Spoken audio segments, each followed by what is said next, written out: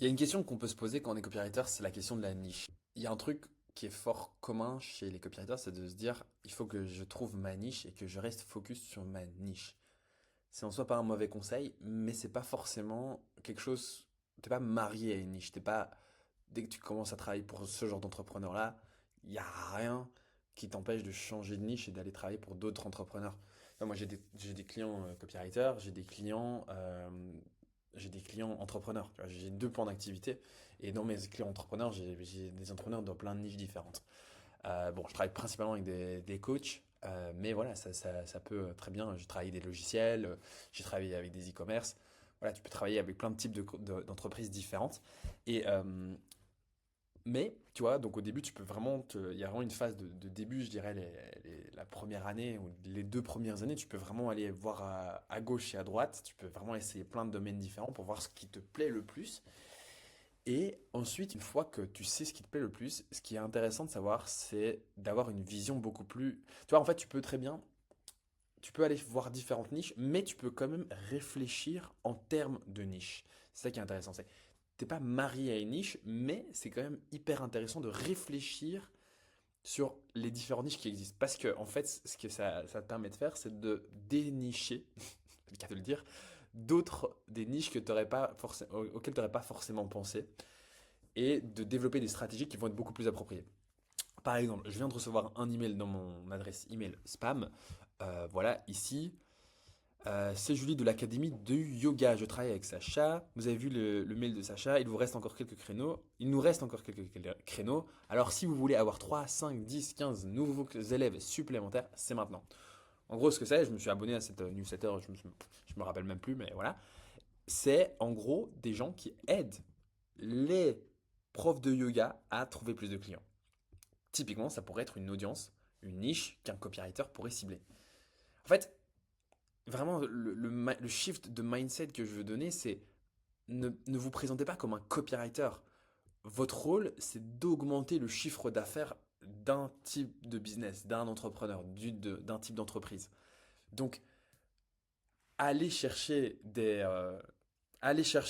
entrepreneurs spécifiques, par exemple les gens qui font du yoga, des profs de yoga, et aider ces gens-là spécifiquement à devenir des, euh, des profs de yoga.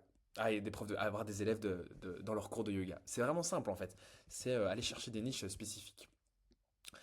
Tu vois, genre, il y a Théo qui est Théo Boost ton cab. Théo, voilà, ça c'est un ancien thérapeute qui aide les thérapeutes à se lancer. Et bah voilà, fatalement, tu vois, soit tu peux aider Théo, tu vois, j'ai un ami à Nice qui est en fait le copy partner ou le funnel partner de ce Théo. Euh, mais derrière, il y a plein de thérapeutes en fait qui sont accompagnés. C'est des sophrologues, c'est des numérologues, c'est des podologues, enfin plein de types de thérapeutes différents qui en fait sont des entrepreneurs qui ont besoin de trouver des patients. Et la majorité des gens sont mauvais en marketing. Et donc, ce qui est intéressant ici, c'est d'aller chercher, par exemple, tu peux te spécialiser pour les podologues, tu peux aller, en fait, tu peux te spécialiser, tu peux faire une phase de 3 semaines où tu ne fais que prospecter que les sophrologues, ou que les podologues, ou que les hypnothérapeutes. Tu vois, tu peux te spécialiser dans une niche et une sous-niche tu vois, les thérapeutes, c'est une niche, et sous-niche, c'est les hypnothérapeutes. Et donc, en fait, pour dire qu'il y a plein, plein, plein de niches, et que c'est pas forcément, tu dois pas te marier à une niche, mais réfléchir en termes de niche te permet d'aller voir des entreprises auxquelles tu n'aurais pas forcément pensé. Par exemple, je sais pas, on peut dire, voilà, ceci est une niche pour les parfaite pour les copywriters, aider les profs de yoga à remplir leur agenda. Est-ce que tu as d'autres niches de ce genre que les copywriters pourraient cibler? studio de pilates, bar, danse. Tu vois, ça peut être aussi des produits, des commerces physiques. Tu vois, les salles de sport. Tu vois, Alex Hormozy, il est devenu hyper riche avec son entreprise Gym Launch, où il faisait 17 millions de profits par an. 17 millions de profits par an avec un système de licence où il faisait en fait du coaching. Il faisait du coaching, et c'était un business de coaching. L'offre minimale, c'était 16 000 dollars. L'offre maximale, c'était 42 000 dollars par an. 42 000 dollars par an pour une offre de coaching. Parce qu'il avait une putain d'offre. Il avait une offre qui, en moyenne, faisait augmenter de 216 000 dollars par an de chiffre d'affaires par client. En moyenne. Donc, il y en a qui ont beaucoup plus, il y en a qui ont un peu moins, il y en a qui ont plus, quoi. Donc, ouais, les gyms, les salles de sport, les studios de pilates, c'est aussi un bon coach sportif, ça c'est un classique. Les dojos d'arts martiaux, pareil, un bon truc. Studio de cycling, de boxing, de HIIT. Professeur de musique, ouais, ça je recommande. Voilà, pas si le mec il a une grosse audience, why not, mais c'est pas forcément un- En fait, tu peux faire ce genre de truc, tu peux faire vraiment sous le format coaching plutôt que plus sous le format coaching que le format vraiment prestat de service. Parce que si tu fais juste de la prestat de service, tu vas avoir un peu plus du mal à facturer cher. Euh, Enfin, tu vois, genre, tu vas être, un coaching, tu peux le vendre voilà, à plusieurs milliers d'euros, 2, 3, 4, 5 000 euros sur 6 mois par exemple. Mais un service, tu peux aussi faire une presta à 3 000 euros, mais juste une presta à 3 000 euros, juste pour une page de vente, le mec il va être un peu en mode c'est un peu beaucoup, voilà, il va pas voir la valeur perçue globale. Alors que le coaching, justement, tu peux proposer un truc, une vraie transformation beaucoup plus grande, quoi. Cours de langue indépendant, voilà, ça c'est un peu why not, hein, mais tu vois, c'est comme le yoga final, mais c'est des domaines un peu nice to have et pas forcément must have, tu vois. C'est pas dans ces domaines-là où on va dépenser beaucoup d'argent, mais voilà, pourquoi pas.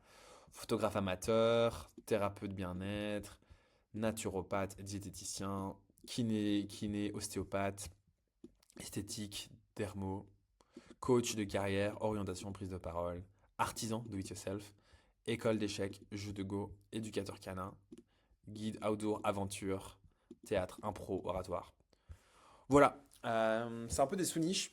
Tu vois, faut juste chercher un peu une offre qui peut être intéressante pour eux et pour vous, pour que ce soit aussi, comme c'est des domaines qui sont nice to have, ils ont pas forcément beaucoup de thunes, mais voilà, l'intérêt c'est peut-être de faire une offre un peu plus hybride entre service et coaching, ou voire même formation, coaching et service. Mais une façon rapide de faire, c'est de faire du coaching et du service. Donc voilà, réfléchissez en termes de niche, allez chercher des petites niches sous-cotées. Ici, il y a des gens qui font des business sur comment aider des profs de yoga à remplir leur agenda. Donc franchement, il y a moyen de faire plein de trucs. Et allez explorer, faites de l'exploration batchée. Donc allez passer 2 3 semaines focus sur les profs de yoga, 2 3 semaines sur les trucs de pilates, 2 3 semaines sur les salles de sport, 2 3 semaines sur les salles HIIT, j'en sais rien. Et faites comme ça. Vous n'êtes pas marié à une niche, mais réfléchissez en termes de niche. Du coup, si vous voulez trouver des clients dans différentes niches et utiliser cette méthode, d'utiliser des batchs de plusieurs semaines, où vous allez vous concentrer sur une seule niche avec intensité, j'ai créé un défi de prospection qui vous montre étape par étape comment identifier les bons entrepreneurs via le réseau social YouTube. YouTube, c'est un excellent réseau social à livre ouvert pour dénicher des bons entrepreneurs, des bonnes entreprises. Comment identifier les bons entrepreneurs avec une bonne audience, comment identifier une faille marketing qui coûte plusieurs milliers d'euros par mois et comment envoyer un email de prospection ultra irrésistible qui est quasi impossible à ignorer. Et ensuite, on verra comment envoyer des relances qui sont vraiment aussi tout aussi irrésistibles. Vous verrez, il y aura des templates de relances qui sont assez marrants. Vous pouvez du coup cliquer sur le lien si vous voulez rejoindre le défi. C'est 21 d'actions quotidiennes pour passer à l'action. C'est un peu comme Duolingo, sauf qu'à la fin, bah, c'est pour trouver des clients et pas apprendre une langue. Vous pouvez rejoindre le défi, cliquez sur le lien, mettez votre adresse email, commencez le défi et on se rejoint de l'autre côté.